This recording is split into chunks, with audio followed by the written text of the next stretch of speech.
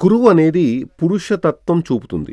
మగ శిశువు పుడుతుంది అని జాతకం చెబుతోంది. కానీ ఇందులో మైనస్ ఉండడం వల్ల ఆయురారోగ్య సౌఖ్యం కావాలి, అందమైన శిశువు కావాలి, మంచి జాతకంలో పుట్టిన శిశువు కావాలి.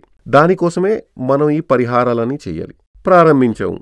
ఈ యొక్క పురుష జాతకంలో కూడా 1, 2, 3, 4, 5 స్థానంలో గురువు 1, 2, 3, 4, 5, 6, 7, 8, 9 అంటే లగ్నం యొక్క 5వ స్థానంలో గురువు దృష్టి ఉంది.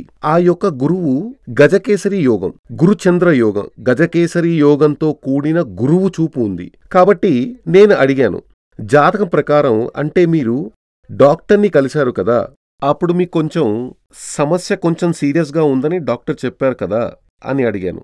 అవును స్వామి, నాకు గర్భసంచి వీక్గా ఉందని, అక్కడేదో చాలా సమస్యలు ఉన్నాయని అప్పుడు ఆ డాక్టర్ అలా చెప్పారు, అందుకే నేను చాలా మందులు మింగాను కానీ సమస్య తీరలేదు అని ఆమె చెప్పింది.